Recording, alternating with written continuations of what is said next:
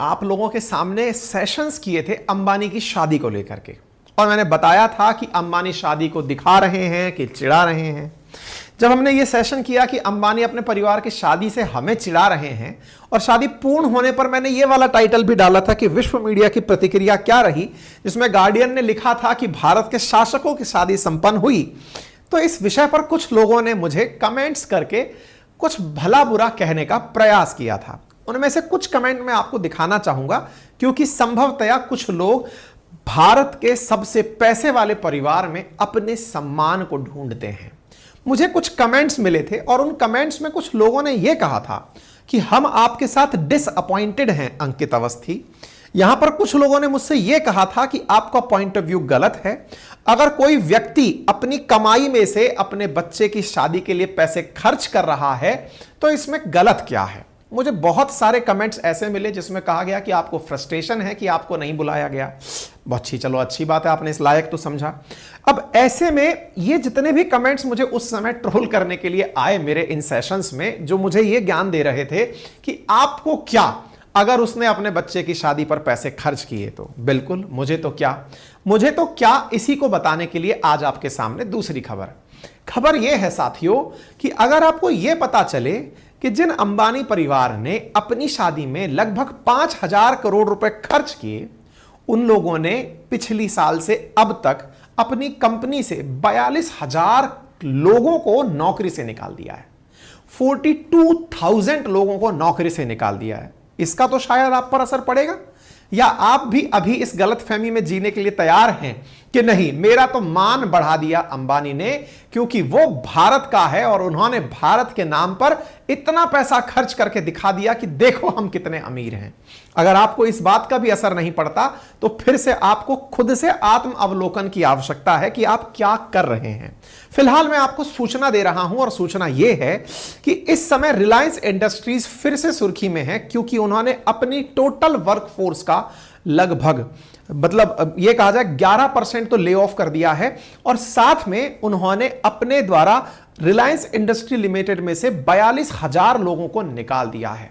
यह चर्चा तब ज्यादा बड़ी बनी जब अनुपम मित्तल, जो कि शादी.com के मालिक हैं, उन्होंने इस बात को हाईलाइट किया कि अगर ऐसी बड़ी बड़ी कंपनीज अपने यहां से इतनी बड़ी संख्या में कर्मचारियों को निकालेंगी तो फिर देश के अंदर जॉब के हालात क्या होंगे।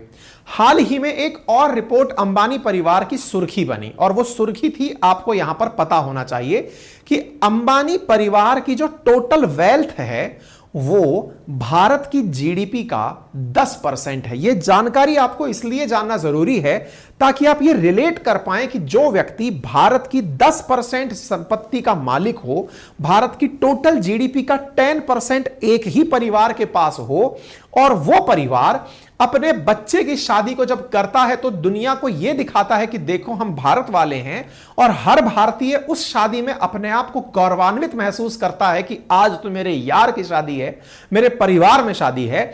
और उस फीलिंग के साथ में जब आपको यह पता चलता है कि यही व्यक्ति अपनी कंपनी से 42,000 लोगों को नौकरी से निकाल देता है तो आपको यह समझने की आवश्यकता है, क्योंकि लोगों का कहना है कि सबकी सैलरी शादी में लगा दी। आपको याद होगा मेरे प्यारे साथियों कि रिलायंस के द्वारा अपने 42,000 कर्मचारियों का निकाला जाना इसलिए भी बड़ी चर्चा है क्योंकि इनके द्वारा शादी में लगभग 5,000 करोड़ रुपए खर्च किए गए थे। 5,000 करोड़ खर्च करने पर कई समझदारों ने कहा था कि साहब अंबानी साहब ने तो अपनी कमाई का मात्र 0.5% खर्च किया है 7 महीने चले लंबे इस कार्यक्रम के अंदर। मैं आपको बता दूं, हाल ही में ही ह्यूरून इंडिया लिस्ट के अंदर पता चला है कि भारत की टोटल जीडीपी अगर 280 लाख करोड़ की है तो इन भाई साहब की अपनी नेटवर्थ 25 लाख करोड़ की है, और 25 लाख करोड़ की अंबानी फैमिली भारत की टोटल जीडीपी के 10% के बराबर वैल्यू रखती है। अगर आप इसमें भी अपना गर्व ढूंढते हैं तो फिर से आपको आत्म अवलोकन की आवश्यकता है। 140 करोड़ भारतीयों में से एक व्यक्ति के परिवार के पास 10% संपत्ति। अगर आप इसे आर्थिक असमानता में नहीं देखते तो यह सोचने की बहुत बड़ी आवश्यकता है। मेरे प्यारे साथियों, अगर आप कोई फेक घमंड पालते हैं, घमंड इस बात का कि जब भारत की प्रति व्यक्ति आय निकाली जाती है तो नॉमिनल जीडीपी के अंदर कुल जनसंख्या का भाग दे दिया जाता है और आपको गौरवान्वित कराया जाता है कि खुश हो जाओ कि आपके पास इतना पैसा है। तो आपको सोचने की जरूरत है कि आज आप जिस संपत्ति को अपना मानकर खुश हैं, असल मायने में वो किसी और की है। मेरे प्यारे साथियों, आपको यह जानकारी तो अच्छे से होगी जो आपने देखी कि 7 महीने तक इन भाई साहब की शादी चली थी और इस शादी में देश और दुनिया की तमाम वो हस्तियां पहुंची जिन्होंने पैसे से क्या कुछ किया जा सकता है उसका एहसास लिया। यह एहसास लिया कि कैसे भारत के अंदर बड़े बड़े लोग ये देखने आ सकते हैं कि पैसा तो होता है, खर्चने की पावर क्या होती है वो देखने के लिए चलो इंडिया चलते हैं। चाहे फिल्म अभिनेता हो, चाहे भारतीय राजनीति के बड़े नेता हो, सभी इसी शादी में इस तरह शरीक हो रहे थे कि यहां पर सत्ता पक्ष और विपक्ष एक हो जाता है।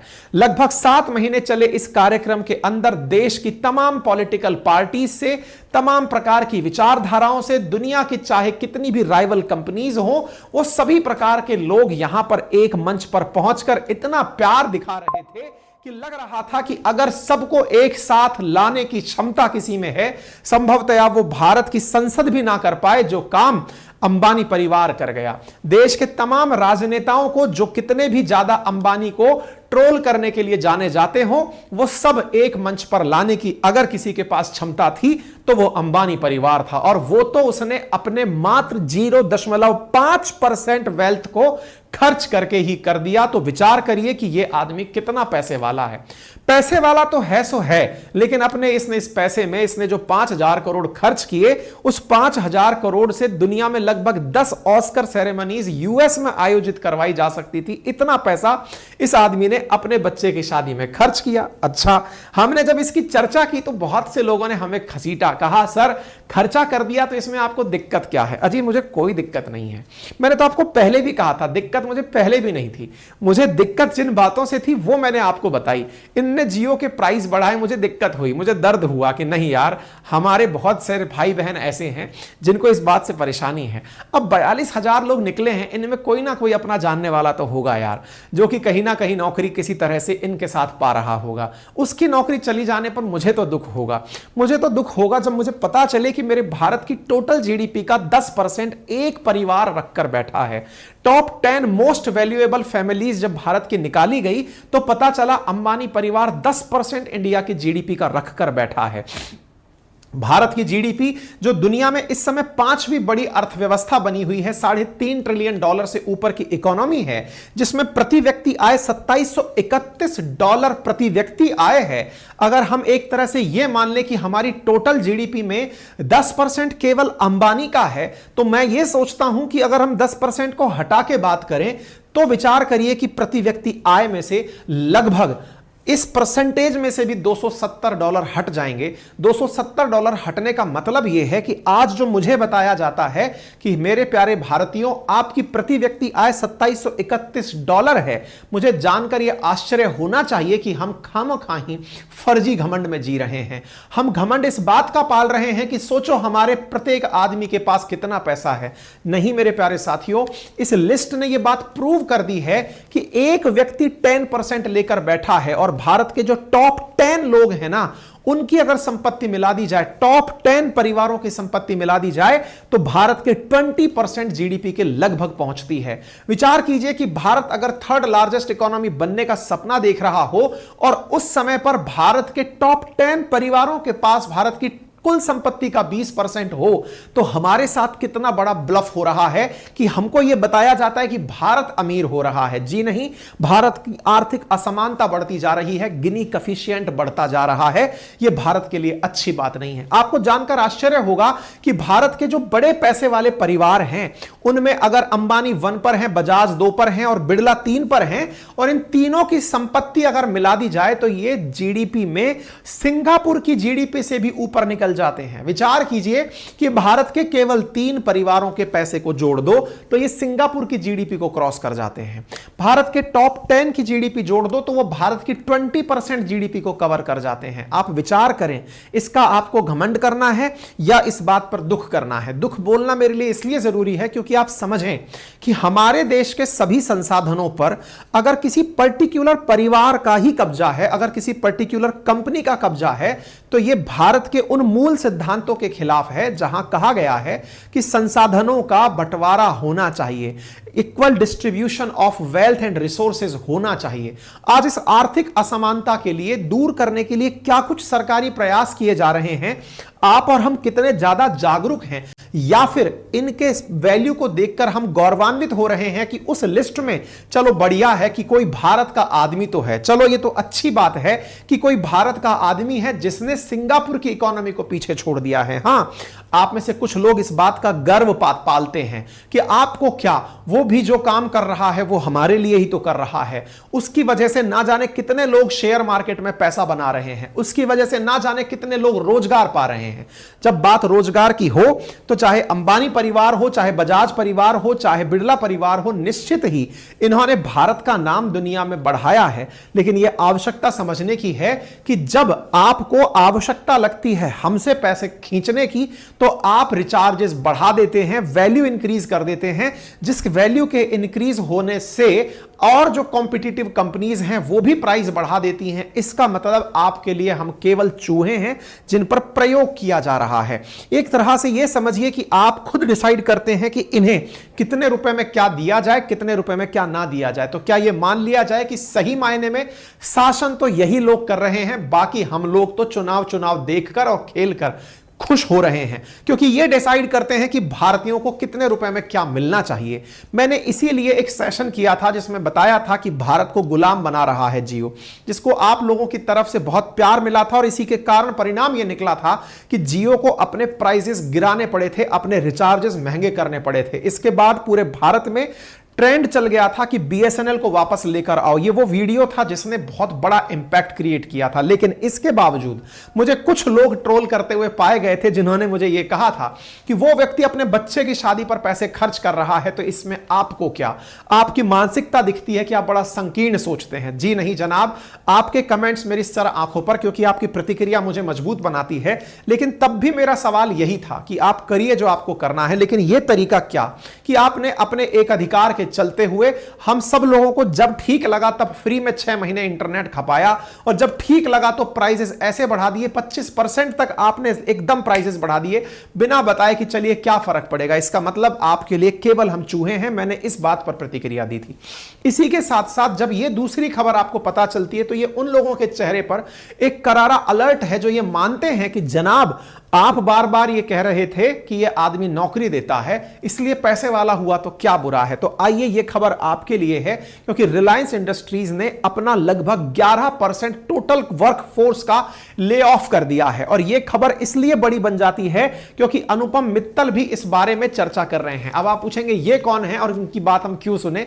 असल में ये शादी.com वाले हैं, जिन बिचारों की कुल वैल्यूएशन कंपनी की 2500 करोड़ रुपए है, यानी कि अगर हम बिलियन टर्म्स में बात करें तो 300 मिलियन डॉलर की बेचारे कुल वर्थ रखते हैं। ये सोचते हैं कि इतना मेहनत करके हमने कंपनी बनाई दुनिया की शादी कराने के लिए, उससे थोड़ा बहुत पैसा बनाने के लिए, और ये आदमी है कि 5000 करोड़ यानी इनकी कंपनी की कुल कीमत से जस्ट डबल तो केवल बच्चे की शादी में खर्च करके भूल जाता है। दर्द तो इनका होना ही था, दर्द शादी का था, लेकिन फूटा कहीं और। इन्होंने कहा कि साहब आपने 42,000 लोगों को नौकरी से निकाल दिया। और इनके द्वारा जब यह बात उठाई गई तो निश्चित ही सोशल मीडिया पर यह बात चर्चा का विषय बनी, क्योंकि पिछले साल से इस साल के जब आंकड़े कंपेयर किए गए तो पता चला कि आपने नौकरी से लोगों को निकाला है, और पिछले साल से अब तक 42,000 लोगों को निकाला है। अब आपको यह समझ में आए कि नौकरी से निकाला क्यों जाता है, तो कंपनी से नौकरियों से तभी निकाला जाता है जब आपको लगता है कि डिमांड में कमी आ गई है, या फिर आप इसलिए निकालना चाहते हैं क्योंकि आप कॉस्ट कटिंग करना चाहते हैं, आप पैसे बचाना चाहते हैं। तो वही मैं कह रहा हूं कि बचाया हुआ पैसा लगा कहां दिया, शादी में लगा दिया साहब। इतनों की तनख्वाह कटी तो शादी में लग गई, क्योंकि जियो का जो मैं अगर 25,000 रुपए भी प्रति व्यक्ति सैलरी मानूं और मानकर चलूं कि 42,000 लोग 25,000 रुपए महीने की मंथली सैलरी पर थे, तो भी जो आंकड़ा निकलकर आता है वो 1000 करोड़ रुपए पर मंथ और 100 करोड़ रुपए पर मंथ के हिसाब से 12 महीने का 1200 करोड़ रुपए निकलकर आता है। ऐसे में 1200 करोड़ इंटू 4-5 साल की नौकरी पकड़ लो, इतना इन्होंने अपने बच्चे की शादी में मात्र 7 महीने में खर्च कर दिया। इसका मतलब यह हुआ कि अगर वास्तविकता में ही यह व्यक्ति भारतीयों को नौकरी देने के लिए मेहनत कर रहा था तो शायद यह दिन तो भारतीयों को ना देखने पड़ते कि इसकी कंपनी से इतने सारे लोग निकाल दिए जाते। अब बात निकलती है कंपनी कंपनीज निकालती क्यों हैं? तो साहब कॉस्ट कम करने के लिए निकालती हैं, इसलिए निकालती हैं ताकि स्टाफ को कम करके और जो अन्य रिसोर्सेज हैं उन्हें कहीं और डाइवर्ट किया जा सके, या कंपनी कहीं और जा रही होती है या किसी के साथ मर्ज कर रही होती है तो निकालती है। इसलिए यह अपने आप में एक बड़ा नियम वो बन के आता है कि फाइनेंशियल ईयर 2024-23-24 में इन्होंने 42,000 कर्मचारियों को नौकरी से निकाला है, और सबसे ज्यादा नौकरी जो कम ही है वो है रिटेल सेगमेंट में। रिटेल का मतलब हुआ जो खुदरा बाजार चल रहे हैं उसमें से इन्होंने नौकरियों को कम किया है। अब आप पूछेंगे ये कैसे? क्योंकि साहब इन्होंने जियो जो ला रखा है, जियो के अंदर आने वाले समय पे जब घर बैठे ही आपको सब चीजें मिल जाएंगी तो फिर दुकानें खोलने की जरूरत क्या है? क्योंकि इन्होंने इंटरनेट के माध्यम से व्हाट्सएप का इन्वेस्टमेंट लिया हुआ है, जकरबर्ग से इन्वेस्टमेंट लिया हुआ है। अब तो ये घर बैठ करके आपको सामान पहुंचाएंगे, दुकानों की जरूरत ही क्या है? पहले दुकानदार मार दिए, फिर दुकान खुद की खोली, उसमें लोग जो चलाने वाले थे उनको नौकरी से निकाल दिया। तो और मनाइए खुशियां, बधाई हो, अनंत की शादी हुई है। ऐसे में इनकी इतनी सारी जो कंपनीज आपको दिख रही हैं, ये सारी कंपनीज को चलाने वाला रिलायंस अगर कर्मचारियों की कटौती कर रहा है तो संभवतया एक बड़ा सवाल फिर आपके सामने खड़ा होता है कि ये जॉब में जब कटौती हो तो उससे बचा कैसे जाए। आज रिलायंस का जो शेयर चल रहा है उसके अंदर थोड़ी वैल्यू के अंदर कमी जरूर देखी गई है, लेकिन बड़ा सवाल यह है कि कभी अगर ऐसा हो तो हम अपने आप को कमी, लोगों के कर्मचारियों को कम करते जा रहे हैं, टेक्नोलॉजी से काम कराने लग रहे हैं। इसलिए ध्यान रखिए, जब जब आपको ऐसा लगे कि कंपनी छटनी कर सकती है और मुझे जॉब में बने रहना है, तो पहले अंदर पते की बात जान लीजिए। हमेशा जिस भी काम में आप हैं उसमें अपने आप को स्किल डेवलपमेंट कराते रहिए, कुछ नया सीखते रहिए। जैसे आज मान लीजिए मैं भी हूं और मुझे लगता है कि यह फील्ड पता नहीं कहां जाएगा, ऐसे में अगर मैं कोई अतिरिक्त स्किल सीख लेता हूं, अतिरिक्त स्किल का मतलब है कि मैं आर्टिफिशियल इंटेलिजेंस सीख लेता हूं, कोई नई भाषा सीख लेता हूं, कुछ मैं कोई नई चीज सीख लेता हूं, कहने का मतलब है अपने आप को हर समय अपडेट रखिए अगर आप कंपनी के लिए काम के बने रहना चाहते हैं। नंबर दूसरा, आप कोई भी क्रूशियल प्रोजेक्ट अगर कंपनी शुरू कर रही है, बहुत सारे लोगों में यह देखा गया है कि अगर मान लीजिए कि कंपनी के किसी मैनेजर ने या फिर मालिक ने या कोई भी व्यक्ति जो की पर्सन है उसने आपसे कोई काम कहा कि यार ये काम करोगे क्या, आप कहोगे कि यार कंफर्ट तोड़ करके मैं ये काम क्यों करूं, मेरा काम तो बस ये 4 काम करना है, कंप्यूटर के सामने 8 घंटे बैठना है, मेरी तनख्वाह तो इतने में ही आ रही है। आप अक्सर ऐसी जिम्मेदारियों को लेने से जब बचते हैं तो कंपनी समझती है कि इनको जब हमारे किसी भविष्य की महत्वाकांक्षा में इंटरेस्ट ही नहीं है तो छोड़ते हैं, इन्हीं को निकालते हैं। तो कंपनी जब ले ऑफ करती है ना तो कुछ पैरामीटर्स देखती है, किसके पास स्किल ज्यादा है उसको अपने साथ रखती है, कौन ऐसा आदमी है जो बढ़ चढ़ के पार्टिसिपेट करता है उसे परमानेंट अपने साथ रखना चाहती है। जो व्यक्ति ऐसे होते हैं कि यार छोड़ इसको निकालते हैं क्योंकि इसके जाने से कोई फर्क नहीं पड़ेगा। मतलब यह है कि आप उस कंपनी के लिए वैल्यू एडिशन कर रहे हैं या नहीं, यह बहुत मैटर करता है। आपका होना अगर किसी कंपनी को फायदा पहुंचाने जैसा लगे तो निश्चित ही कंपनी चाहे गड्ढे में चली जाएगी लेकिन आपको साथ रखकर चलेगी। इसका मतलब यह हुआ कि स्किल डेवलपमेंट करते रहिए। अब बड़ा सवाल यह बनता है, सर मैं कंप्यूटर पे तो बड़ा अच्छा हूं या मैं कारीगरी में तो बहुत अच्छा हूं, लेकिन साहब मैं व्यवहार कुशल नहीं हूं, मैं मुंह से जो मन में आता है बक देता हूं, किसी से भी लड़ लेता हूं, 4 गालियां निकाल देता हूं, झगड़ा कर लेता हूं। यह मेरा केवल व्यवहारिक एक्सपीरियंस है कि अगर आप कोई भी भाषा जानते हो, हिंदी, इंग्लिश, क्षेत्रीय भाषा जैसी भी जानते हो, लेकिन अपने भाषा में सामने वाले के सम्मान का संपूर्ण ख्याल रखिए। अगर आप कर्मचारी हैं और आप अन्य साथियों के भी सम्मान का ख्याल रखते हैं तो वो कर्मचारी भी चाहते हैं कि आप कंपनी में बने रहें। ऐसे में आपकी सॉफ्ट स्किल्स, आपकी पर्सनैलिटी बहुत काम आती है, ठीक है ना।